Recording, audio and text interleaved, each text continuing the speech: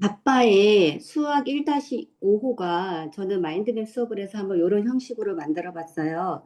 제가 이렇게 만드는 이유는 우리도 바빠를 언젠가는 설명회를 해야 하고, 특히 2학기가 됐으니 2학기 설명회도 해야 하고, 우리 또 뭐 신학기가 되면 또 설명회가 필요해서 그때 선생님들께서 보여주시면 좋을 것 같아서 이렇게 만들었고요. 그냥 1-5호만 일단 설명을 드리면, 1-5호는 첫 번째 단계가 1학년 이제 2학기의 내용을 담고 있기 때문에 수의 표현이나 구조에 대해서 나타나고 있어요. 이거는 크게 만들어 놓은 목차고, 실제 다루는 내용은 뭐냐 하면 60에서 99까지의 수를 다루고 있는데, 60에서 99까지의 수는 10개 묶음 단위로 표현하는 거, 이제 1학년 아이들이 자리값이라는 것에 대한 개념을 형성을 하고, 또 묶음과 낱개의 구조로 되어서 예를 들어 뭐 묶음이 3개고 신묶음이 3개고 낱개가 2개면 32, 이런 자릿수를 배우는 굉장히 중요한 단원이에요. 아빠가 1-5의 그 개념을 굉장히 잘 설명하고 있습니다. 두 번째로는 수의 순서나 비교에 대해서 나타나는데, 수의 순서라는 게 앞뒤 수의 관계에서 뭐 1 크고 1 작고, 우리가 수 배열판에서 1 커지고 10 커지고 요런 내용들 개념과 함께 잘 설명되어 있고요. 또 비교할 때는 32와 37이 있을 때 우리는 1의 자리를 비교한다던가, 42와 39가 있을 때는 10의 자리, 즉 묶음으로 우선 하지만 낱개 비교도 해, 이런 내용을 두 번째로 담고 있습니다. 전체적으로 박바에서는 내용을 제가 잠깐 목차를 한번 실제 걸 보여드리고 이따 비교도 해드릴게요. 박바 교재에서 목차가 이렇게 나오거든요. 60, 70, 80, 90 알아보고 99까지의 수를 알아보는데 얘를 묶을 수가 있더라고요. 그래서 제가 그걸 어떻게 했냐면 이렇게 그 내용을 1번에다가 표시한 거고요. 그 다음에 몇십과 몇십 몇, 몇십, 몇십 몇, 이런 순서 있고, 수의 순서와 수의 크기 비교, 세수의 크기 비교, 이렇게 또 홀수 짝수 알아보고, 얘네들은 뭐가 되냐면 우리 보통 교과서 개념 문제라고 하거든요. 이렇게 1, 2 이렇게 되어 있죠. 이런 것들은 개념이라기보다는 교과서에서 오른쪽에 보면 나와 있어요.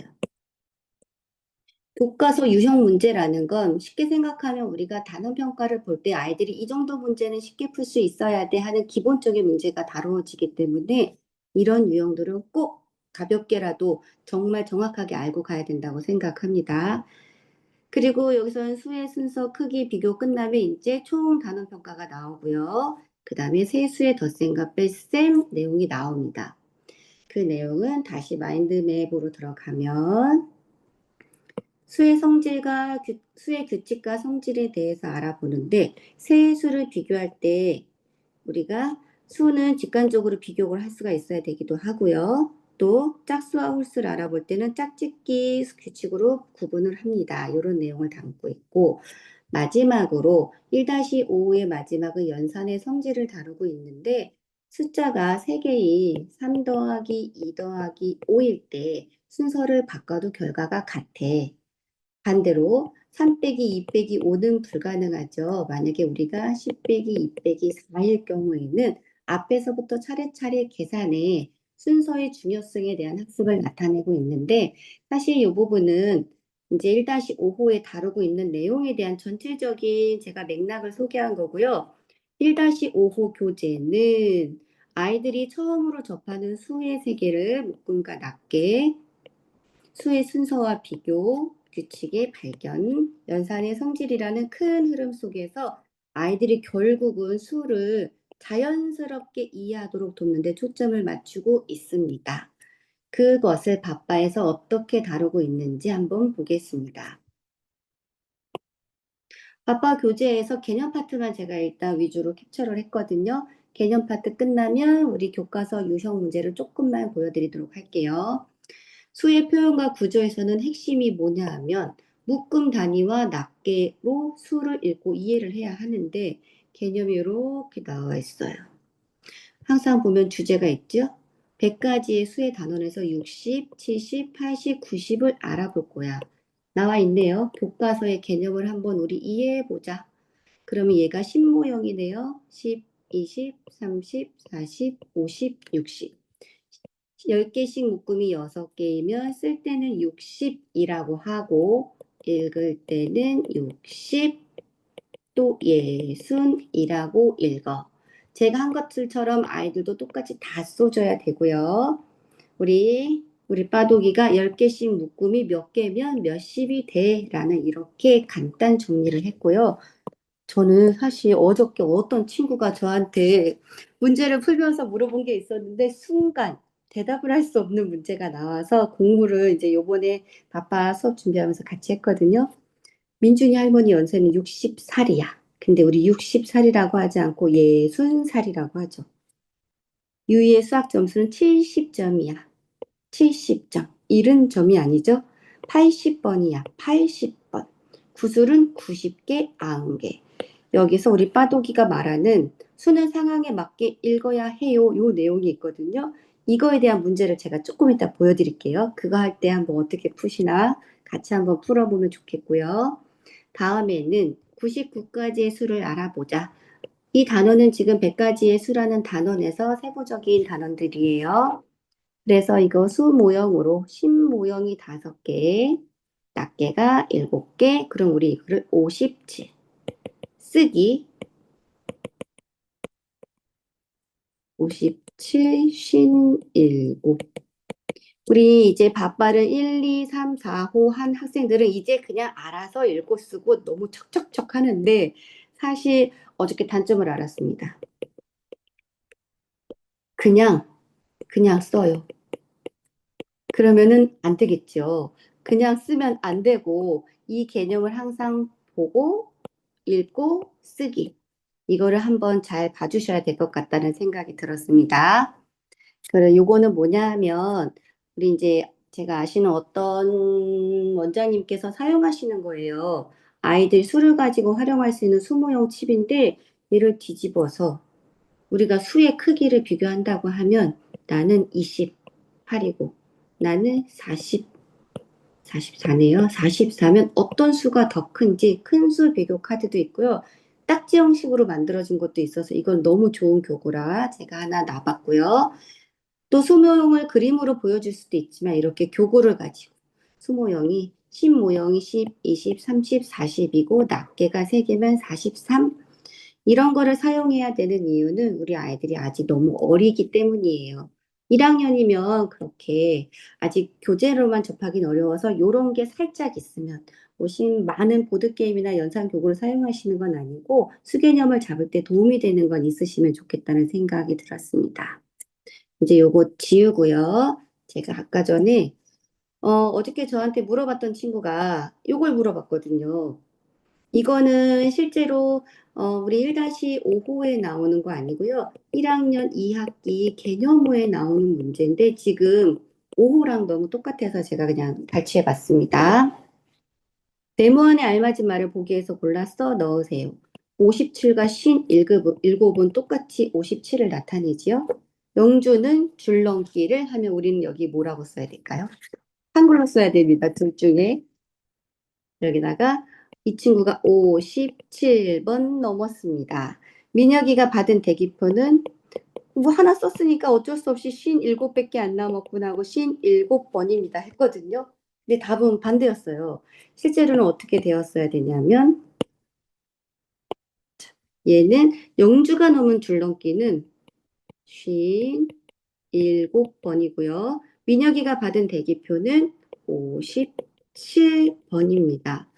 근데 나는 알겠는데 이거를 왜 그러냐고 그 아이가 물어보는데 뭐라고 말을 해야 되지 하고 조금 순간 당황을 해서 공부를 좀 했는데 옆에 것까지 풀고 다음 페이지에서 첨부 드릴게요. 오늘은 미소초등학교의 몇 회 졸업식입니다. 그럼 뭘 것 같으세요? 1번 76, 76, 76. 저 빼고 다 아시죠, 원장님들? 책꽂이의 책이 76권 아니고 76권. 우리들은 선생님이니까 이거를 가지고 아이들이 왜 그러냐고 물어보면 답을 해야 돼갖고, 자, 답을 한번 만들어 봤습니다. 얘가 수를 나타내는 수사의 종류와 용법을 구분하는 건데, 예를 들어, 제가 이제 78이면 고유어가 있고요. 한자어가 있어요. 78은 7, 7, 10, 10, 8, 8. 이가 한자어잖아요. 그래서 우리가 한자어의 수사를 사용할 경우에는 번호나 순서나 뭔가를 표기할 때, 예를 들어 야구 선수의 등번호는 78번 번호를 나타내네요. 대기표는 78번입니다 할 때 순서를 나타내죠. 그런데 고유어 수사의 경우에는 78을 사용하는데 나이나 횟수나 개수를 나타낼 때 할머니 연세는 78입니다. 줄넘기를 78번 했습니다. 근데 이거를 아이들한테 초등학교 1학년 자 수사에는 고유어 수사가 있고 한자어 수사가 있단다. 이럴 순 없으니 초등학생에게 설명할 때는 그냥 심플해요. 하나밖에 없어요. 방법이. 얘들아, 같은 숫자라도 쓰는 곳에 따라 말하는 방법이 달라요. 나이나 횟수나 개수를 나타낼 때는 78이라고 하고 번호나 순서나 표를 나타낼 때는 78이라고 한단다. 끝이에요. 이거밖에 아이들에게 간단히 설명할 수 있는 방법이 없더라고요. 그래서 요 단원이 나오면 그냥 아이들이 쉽게 풀면 우리 별로 설명할 건 없는데 얘를 개념을 한번 정리해 주시고자 한다면 이렇게 사용하시면 좋을 것 같아서 만들어 봤습니다. 이제 다음 페이지 넘어갈게요. 수의 순서와 수의 비교에 대해서는 이렇게 수의 순서를 알아볼 때는 우리가 항상 수별판이 나오죠. 그러면 수별판에서 51에서부터 100까지에 나오는 수별판이면 오른쪽으로 갔을 때 1씩 커지고 아래로 갔을 때 10씩 커져. 이 수별판은 실제 우리는 지금 교과 수학을 하고 있는 거고요. 사고력 수학에서도 정말 많이 나오거든요. 수의 규칙성에 대해서. 뭐 더 하자면 대각선으로 가면 뭐 10보다 커지니까 11씩 커져 이런 내용도 나오긴 하지만 우리는 교과서 개념 이해로 위주로 가기 때문에 이렇게 거기까지는 안 가고요. 75보다 75 찾고 1만큼 더 큰 수는 75 바로 뒤의 수인 76입니다. 이런 개념들. 그림으로 나타내고 또 사이의 수 87과 89 이렇게 부등호 표시할 수 있으면 사이의 수는 88입니다. 이런 내용들. 그리고 마지막으로 100을 알아볼 때는 100이라는 건 10개씩 묶음이 10개야. 10보다 10이 10개인 수 이렇게 해도 되고 100의 개념을 여러 가지로 나타낼 수는 있지만 교과서 개념에서는 이 정도 유형을 다루고 있습니다. 왜냐하면 밥반은 교과에 충실하잖아요.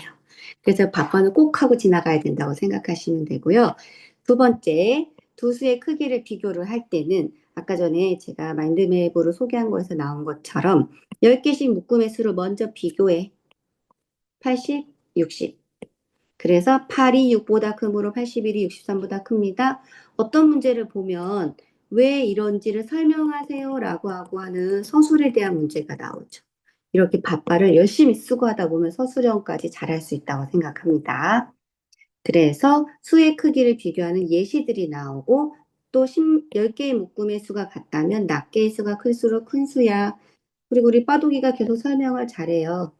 두 수의 크기는 먼저 10개 묶음의 수를 비교하고 10개 묶음의 수가 같으면 이제 낱개의 수를 비교해요. 이런 키포인트도 놓치지 않고 잡아주는 것이 바빠의 교재라고 학부모님들에게도 설명하면 좋겠습니다. 세 번째, 수의 규칙과 성질에 대해서 나오는데 여기 이렇게 수직선이 아주 잘 나와 있거든요.